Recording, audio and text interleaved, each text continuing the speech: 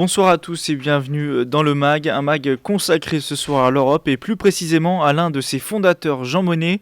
Pour nous en parler et nous éclairer, Philippe Le Guen, directeur de l'association qui porte le même nom, l'association Jean Monnet. Bonsoir. Bonsoir.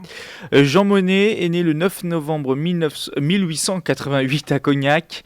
Il quitte l'école à l'âge de 16 ans et travaille alors avec son père, négociant en cognac. C'est ce premier travail qui lui permettra de voyager en Grande-Bretagne, en Amérique du Nord. Puis survient la Première Guerre mondiale. Jean Monnet se voit alors confier plusieurs missions par les autorités françaises et il propose notamment une idée à l'accent très européen avec une coopération franco-britannique. Absolument. Jean Monnet, qui était donc négociant de cognac, qui était tout jeune, qui avait 26 ans, propose tout simplement au gouvernement français de unir ses forces de manière beaucoup plus étroite avec les Britanniques qui sont les alliés de la France contre l'Allemagne en 1914. Et parce que Jean Monnet s'est aperçu que finalement cette collaboration entre les alliés ne fonctionnait pas. Qu'on pouvait même dire que les deux pays agissaient de manière concurrente, n'étaient pas organisés. Et ça, pour le logisticien qu'est Jean Monnet, il ne pouvait pas le comprendre. Alors, son idée, c'est de créer des liens entre les deux pays, mais sur quel Eh bien, sur le ravitaillement, principalement en matières premières, puisque en temps de guerre, il fallait bien se procurer les matières premières hors d'Europe. Et elles venaient principalement du Canada et des États-Unis, le charbon, le blé, tout ce dont on avait besoin pour faire fonctionner l'économie.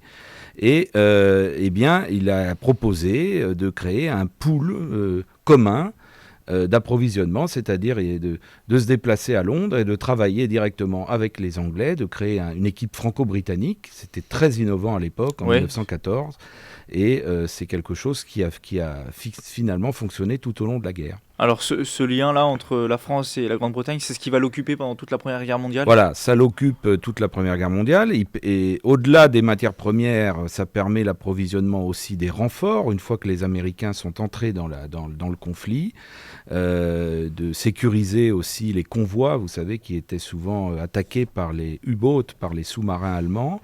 Donc de faire des convois beaucoup plus solides protégés, qui permettaient donc d'assurer le ravitaillement. Et suite à cela, Jean Monnet finalement quitte sa carrière de petit négociant de cognac pour devenir un personnage beaucoup plus important et un personnage public.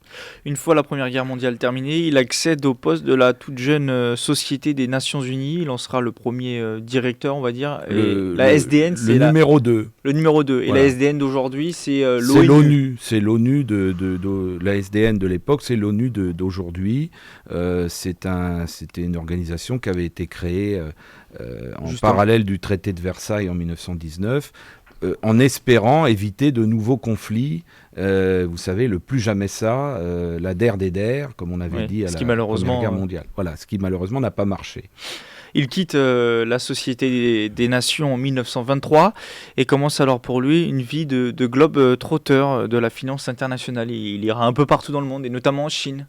Absolument, il devient banquier d'investissement. Alors le mot aujourd'hui fait peur, mais à l'époque... un parcours à la Macron peut-être. Écoutez, peut-être, il était tout jeune en tout cas, à peu près du même âge que le ministre, mais il était surtout au service des États pour lever des fonds, des investissements internationaux pour moderniser les économies des États. Et vous citiez la Chine, il était parti travailler pour une mission auprès du général Chiang Kai-shek à l'époque, le président chinois, pour moderniser le réseau de chemin de fer chinois. D'accord. Voilà, avec des fonds internationaux. Mais la guerre entre la Chine et le Japon a mis fin prématurément à cette opération-là. Ensuite, malheureusement, la Seconde Guerre mondiale, il fait son retour en France au début de la guerre et en pleine défaite française, en pleine débâcle française, il soumet à nouveau son idée d'union politique franco-britannique. Malheureusement, cette fois-ci, ça ne marche pas. Pourquoi ? Alors, il retourne en France, mais il retourne surtout à Londres.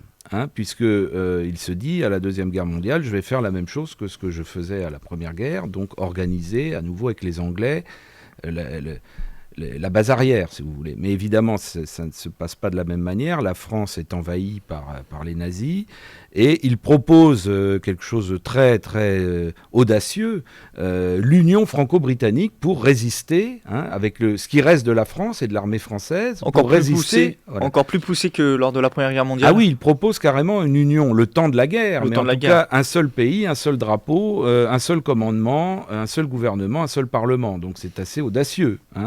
Ça ne verra pas le jour parce que bien que Churchill ait accepté le projet, vous savez, les Anglais sont très pragmatiques, donc il restait quand même la marine française qui était encore intacte sur les côtes d'Algérie, donc ils espéraient pouvoir bénéficier de ce renfort, mais entre-temps, Pétain arrive au pouvoir et capitule face à l'Allemagne, donc ce projet ne verra pas le jour. Pendant la Seconde Guerre mondiale, Jean Monnet sera aussi très proche des Américains. Quel va être son rôle pendant la Seconde Guerre mondiale, hormis ce projet-là qui va tomber à l'eau? Alors, Jean Monnet ne suit pas la même trajectoire que le général de Gaulle, qui appelle, avec son appel du 18 juin, à résister, à le rejoindre à Londres. Lui, il pense que ça ne marchera pas parce qu'ils ne seront jamais assez nombreux, donc il se rallie aux Anglais.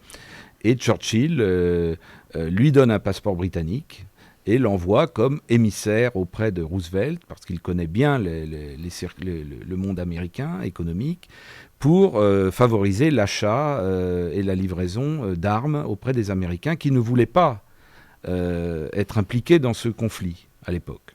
D'accord. On sort de la guerre. Là, c'est un Européen convaincu. En tout cas, il veut plus jamais ça, lui aussi, une nouvelle fois.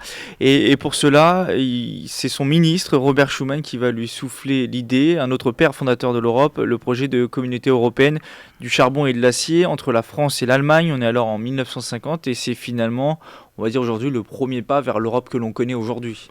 Voilà, alors il faut quand même se mettre dans le contexte. Nous sommes 5 ans après la fin de la Seconde Guerre mondiale qui a laissé des traces terribles en France, tout comme en Allemagne, en tout cas sur tout le continent européen. Et ces deux hommes, Monnet et Schuman, sont complémentaires. L'un est un politique qui va porter le projet, Monnet est celui qui rédige. L'homme de l'ombre. Voilà, l'homme de l'ombre, mais sans lequel il n'y aurait pas de projet. Et Schuman est celui sans lequel on ne pourrait pas sortir le projet. Donc, et tous les deux sont convaincus qu'il faut absolument arrêter ces guerres incessantes entre les Français et les Allemands. Parce que c'est la troisième, puisqu'il y avait eu celle de 1870. Oui, puis si on remonte encore bien plus depuis le Moyen-Âge, on ne les compte plus. Donc il faut absolument remettre l'Allemagne et la France sur un pied d'égalité et faire la paix sur un pied d'égalité. Ça, c'est très très innovant.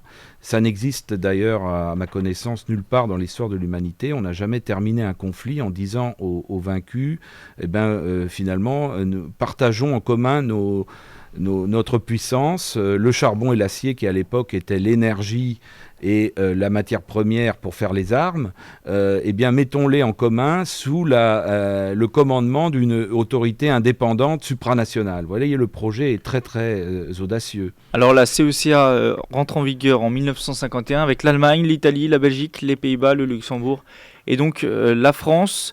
Ça, c'est pour la partie réussite de Robert Schuman, mais il y a une partie aussi échec, c'est la communauté européenne de défense. Pourquoi ça n'a pas de Jean Monnet, pourquoi ça n'a pas marché?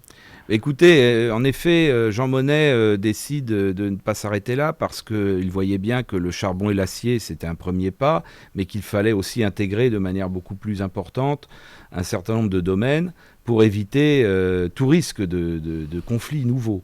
Donc, pourquoi pas faire la même chose pour la défense. Donc, une grande armée européenne où chacun des 6 pays membres de ces communautés mettrait en commun ses armées sous un commandement unique. Eh bien, tout le monde avait pratiquement accepté ce projet.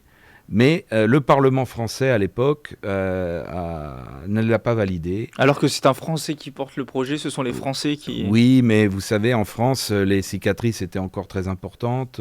On ne voulait pas d'une Allemagne à nouveau puissance militaire. Et pour ce projet-là, il fallait que tous les pays apportent une armée. Or, le problème de l'armée allemande a creusé des divisions au sein des députés français. Et majoritairement, ils ont voté contre. Donc ce projet n'a pas vu le jour. il est intéressant de voir qu'aujourd'hui, on essaye de le ressortir des cartons face aux difficultés que nous avons dans le monde quand l'Europe est menacée. Alors Jean Monnet jouera ensuite un rôle moteur pour le traité de Rome en 1957. Il se retira de la vie politique en 1975 pour se consacrer à ses mémoires. Jean Monnet meurt le 16 mars 1979. Merci Philippe Le Guen d'avoir été avec nous. Merci à vous. C'est la fin de ce mag. Je le rappelle, vous êtes directeur de l'association Jean Monnet. Plus d'infos sur ajmonnet.eu. Vous pouvez réécouter et revoir cette émission en podcast sur radiosensation.fr. Excellente soirée sur Sensation.